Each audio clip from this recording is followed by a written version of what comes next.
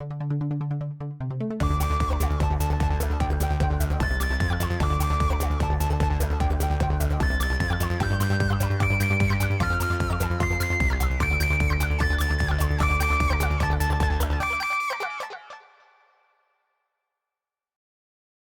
harsh light of day. While Buffy deals with relationship drama, Spike returns to Sunnydale. We open with some crappy Pearl Jam wannabe music video in the bronze, although I don't know why you would want to be Pearl Jam. Buffy and Willow are talking about how Buffy has been hanging out with Parker, and Willow encourages her to sleep with him. When Parker comes over, and they end up leaving together, and Willow is helping Oz move equipment to his van.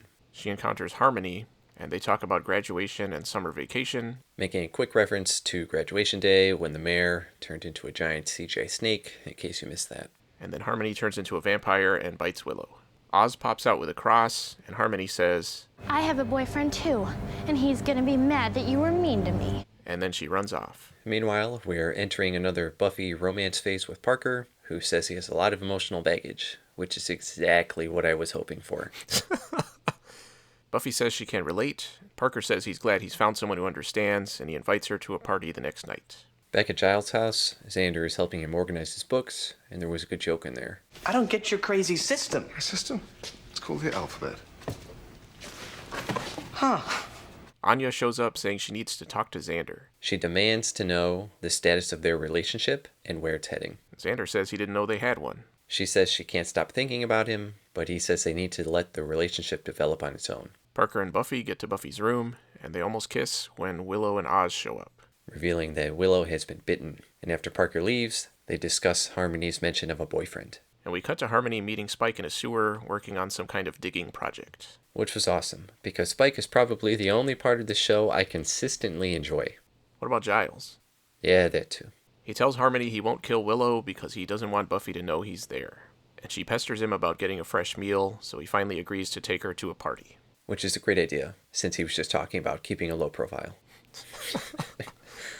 We cut to Parker and Buffy at the party, so apparently it's the next night already. I thought the way they played with time was a little disorienting. They run into Spike and Harmony, and everyone gets some jabs in at each other, but then Spike and Harmony run away. Buffy chases Spike and makes fun of Drew leaving him again while they fight. Drew. You call her Drew as well? I said Drusilla. I'm not going to start using their nicknames. Yeah, I don't know. Whatever, I'll leave it alone. Buff chases Spike, talks about Drew, and then Harm shows up. Such a tool. Harmony also shows up and claims that once they have the Gem of Amara, they'll finish Buffy off, which really annoys Spike, because she just gave away their plan. They leave, and as usual, Buffy just watches them go. Anya visits Xander again at his house, and while he gets her some juice, she takes off her clothes, saying, since they're in a relationship, this is what they need to do. Buffy calls Giles, who tells her that the Gem of Amara is a myth, and he conveniently finds the exact right book immediately that says that vampires scoured the earth looking for it and didn't find anything. But Buffy is not convinced. Meanwhile, Harmony is continuing to be annoying, which is pissing Spike off, but at the same time arousing him. And it leads to them having sex. Anya says she thinks she can get Xander out of her mind by them banging, but he's hesitant and tries to explain how relationships work. But she is a stronger character than he is, so she wins the argument. Buffy goes back to Parker and gives a less than half-assed explanation for what happened, but Parker is a weak character, so he just accepts it. And there's more relationship building, accompanied by more dumb 90s music, which in this case is literally 3 feet away from them.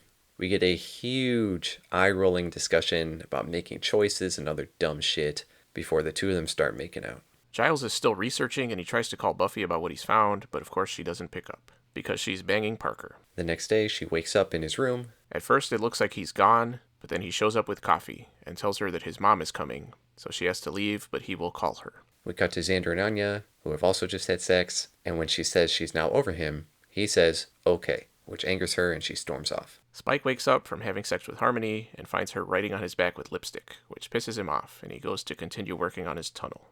Buffy gets back to her room, where Giles is waiting for her with information about the Gem of Amara, saying it's located in a crypt in Sunnydale, which is very convenient. Yeah, somehow over 1,000 years, no vampires managed to figure out where it was, but now Spike and Giles both figured it out at basically the same time. Scouring the earth, mind you.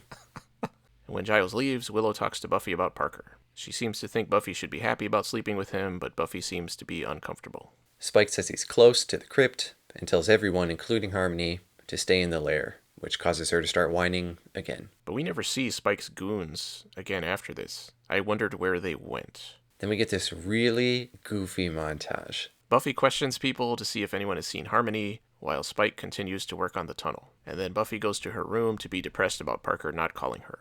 I think what made it really goofy for me was that music. It felt like a dumb heist movie. So I can burn.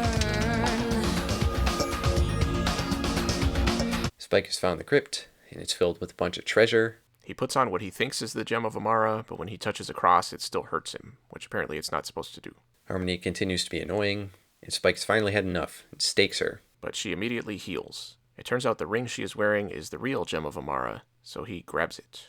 Meanwhile, the gang is helping Giles to research by distracting him while he's trying to do research. They find his TV and turn it on to a report of a sinkhole, which Giles says must be Spike. And they conscientiously leave the TV on when they leave. I think that's illegal in California.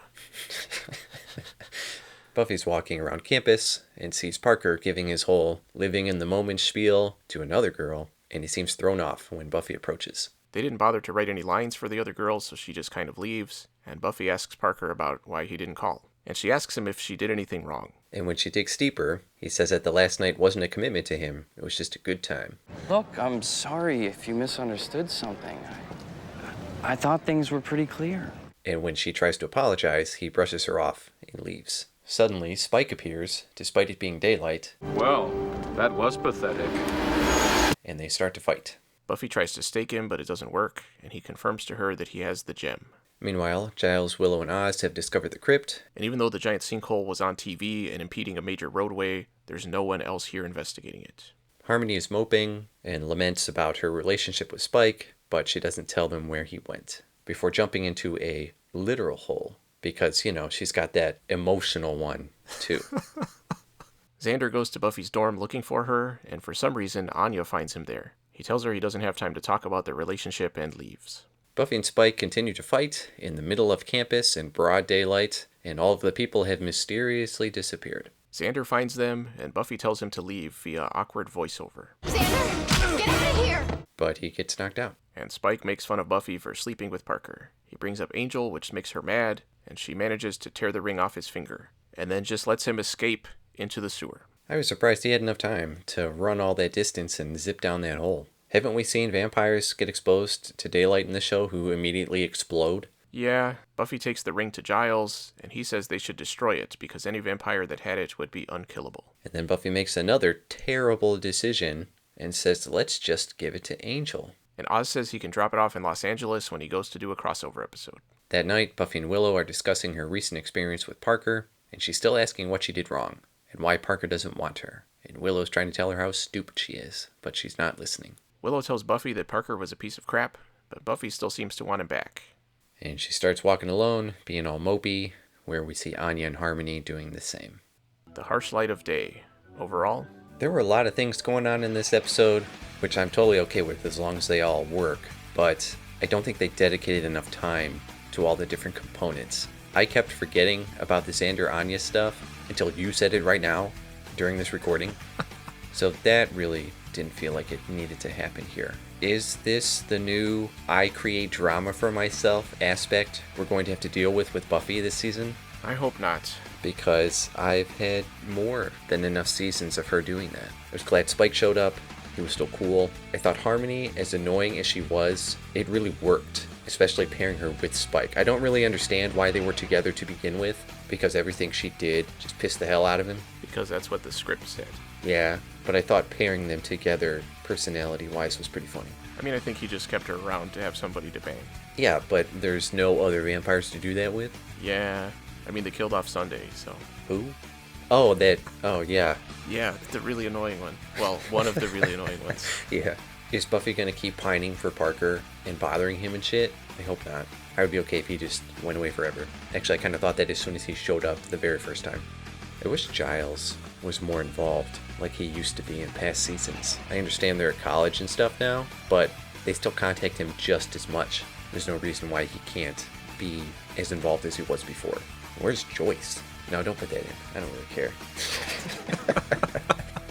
Overall, I thought this episode was a little more ambitious story-wise than what they usually try and do with the amount of content that they put in. But it was just okay. Buffy's still dumb. I give it a solid C. I also gave it a C. So much of this episode focused on Buffy and Parker, but neither of those characters is especially interesting. I thought the return of Spike was handled in a surprisingly offhand way, and it felt like him getting his hands on the ring should have been a bigger deal. As it is, he was defeated pretty easily, although of course Buffy still just kept letting him go, which doesn't make any more sense now than it did 2 seasons ago. I also liked Spike and Harmony's relationship, which did have similarities to Spike and Drusilla, but was different, which is good. I liked that things didn't really work out for any of the relationships in the episode, but the thematic connection between them all was way too in your face. And Buffy isn't winning any points with me by wanting to go back to Parker. I really wish she would just grow the up already. Agreed. At least this episode didn't feel completely pointless like the previous one did. And does Spike escaping mean he's going to be a major villain again? I hope so. Me too. So far, I do think this season has been a step up from the bad episodes at the end of Season 3, but it's basically just moved up to episodes that are just kind of there, which is disappointing in its own way.